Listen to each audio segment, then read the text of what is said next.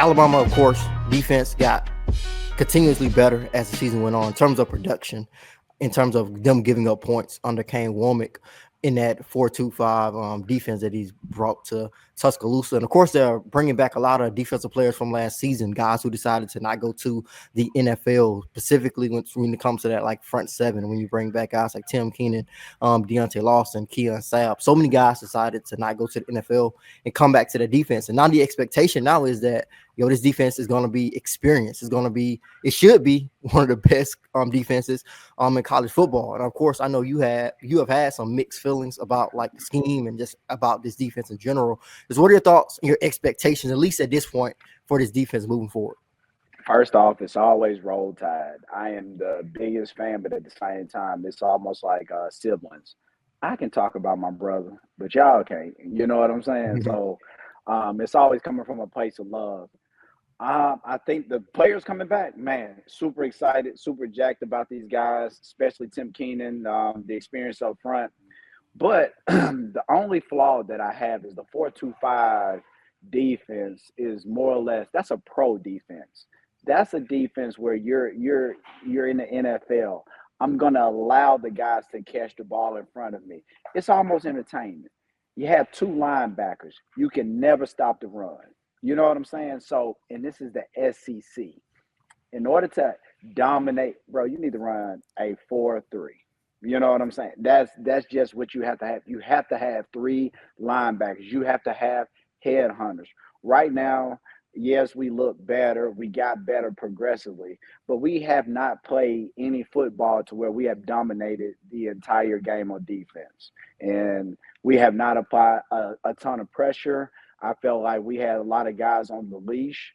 So me, honestly, man, I think most of your defensive is supposed to be a reflection of your coordinator. It's supposed to be, when you think about hard-nosed defenses, most of their defensive coordinators, they're assholes, man. I mean, that's just what it is. It's like, it's a different mindset. It's a different mantra that has to be embodied over there. And we haven't seen it. It's been a while since Bama has seen that. It's been a while. So I'm not worried necessarily about the players. It's the scheme of things that I am concerned about. And this is something that I actually want to talk to you about in terms of the Jimmys and the Joes and the players. And you said it about Alabama having players on the leash and just the level of talent that Alabama has had on the defensive side of football in recent years. And my biggest criticism about this defense has been up front, the defensive line in the trenches. Just over the last couple of years, just to be real, I always say Alabama's had too many nice guys, in my opinion, because I know these guys. I've covered them, I've interviewed them, and of course, you train and you coach guys.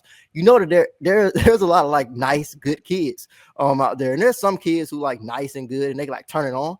Then they can turn to like a different guy inside the trenches. But there's some kids who are kind of like nice on the field, and they're a little bit nice on the field. And there's a couple who are mean all the time. Like they have that same like attitude and that same demeanor on and off the field.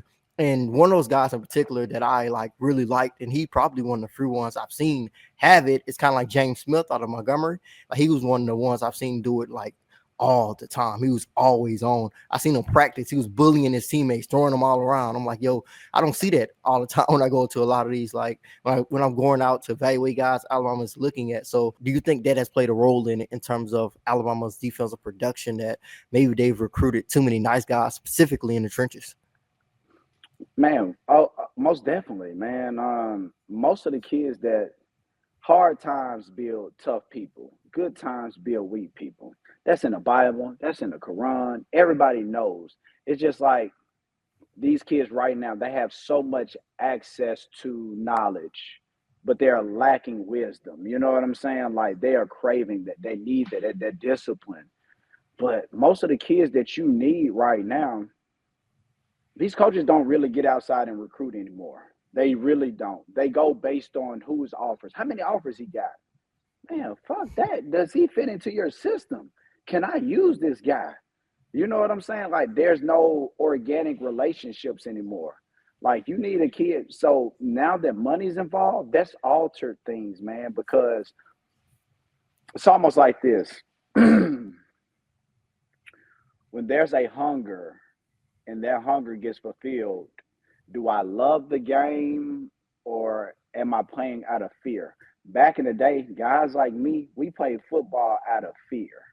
These kids nowadays, they are playing because they actually want something out of it. They're getting paid to play. You know what I'm saying? So Yeah, now that I've been paid, it's just like your favorite rapper back in the day. yeah, His hardest music was when before he got yeah, that for sure. check. Yeah, You yeah, know what I'm saying? Like Jeezy had every Parma language. I know this is yeah, about to be a podcast. yeah, Jeezy had everybody wanting to sell dope. Everybody. You know what I'm saying? He had everybody.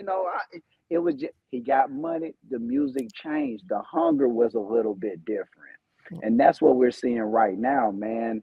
I just feel like these kids right now, these coaches are not getting out here. They're going based on what somebody else says, instead of doing their own homework on something.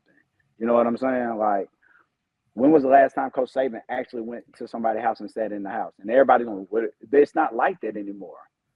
Well, let me build an organic relationship with you to make sure that you are a fit. You get these boys from California, you get these boys from Michigan, bro. They not gonna understand what the South really means. You know what I'm saying? Like you had kids that when I was playing, they gave up scholarships to go play at Troy or Kennesaw State to walk on at Alabama because his grandfather played at Alabama. yeah. It means something to these. It used to mean something.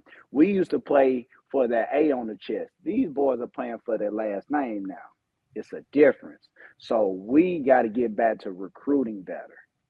Yeah, and I think that what you're talking about in recruiting this like a whole different conversation to have. And I think the average fan just doesn't know like what you said, building those organic relationships. Of course I cover recruiting. That's my main thing that I do with Touchdown Alabama, and I see it like firsthand. A lot of times we can wrap up a recruiting class, and me and John will sit there and be like, "Yo, we've seen these guys play at practice and playing games more than any coach in the nation." Have seen these kids. So this just kind of like the nature of kind of like recruiting and how it is right now. But with Alabama returning those guys in particular, with the expectation, because the fans are not going to want to hear about the scheme and about like this and that. They want it's Alabama. We gotta be dominant on defense. We're gonna shake back. We are Alabama. We're gonna be great on defense. We got all these guys coming back. What needs to happen for this defense in your mind to be successful, or I guess live up to those expectations that are going to come? Because everybody's gonna like right off the rip say Alabama should have one of the best defenses in college football. On paper, they're going to always exceed expectations, but that comes down to that locker room. That comes down to who you have in the leadership role. You know what I'm saying? That's what it's going to come down to. And the leadership role, that's where I always say you counsel with old men, but you go to war with young men. You have, and I'm not just talking about Alabama, this is across the country, this is everywhere.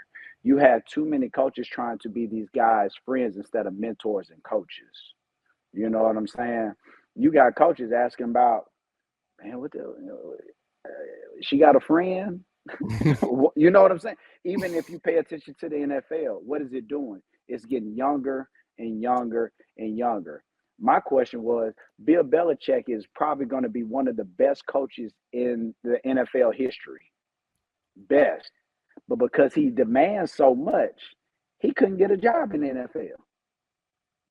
He expects, you know what I'm saying? It's Yeah. again, I always use this analogy. I've been using it so much lately. Coach Saban was that old granddaddy that you couldn't stand, but you're missing when he gone. You need these older coaches back on the sideline. These young boys can learn something from them. The money has blinded everybody, even the coaches, man. So it's going to come down to that locker room culture. That's what it's going to come down to. And speaking of that locker room culture, of course, it's going to be pushed by some of those veteran guys, those guys who are coming back. They're going to have to like take a hold of that and be a part of building that locker room culture that is hopefully going to let them have success on defense side of football next season. So who are some guys on defense that you like that are coming back?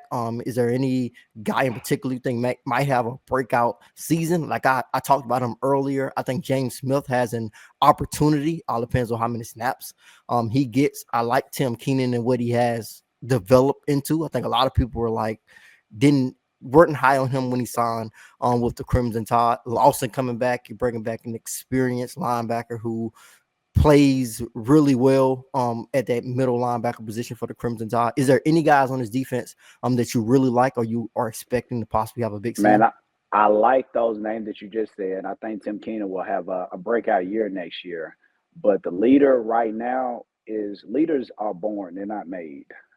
You know what I'm saying? Like, I think it's going to have to be somebody that they don't have in the locker room because the pass is just the pass. You know what I'm saying? Like, it's going to be somebody right now who's saying, hey, man, this is my only way to the league. Like, this is my only opportunity. I'm playing out of fear. I can't go back to that community that I came from. That right there is going to be the guy that's going to make the nucleus of the team. He's going to rally the troops. You know, you need a guy. I don't need the rah-rah. We need a guy that's disciplined. You know what I'm saying? That he don't even smile. You don't even know when he's happy. You know what I'm saying? He's just serious all the time. I don't think we have that right now. And I could be completely wrong. Don't get me wrong. The guys that you mentioned, bro, they are Sunday players. I think they'll get a shot at the next level. But we're talking about just because you may be the best at your position doesn't mean you know how to lead men. You know what I'm saying? We got to have somebody who is no nonsense. Hey, you call everybody out. We need a guy to be the quarterback of the defense that the coach is almost scared to talk to. I kid you not. I remember Roe and Dante.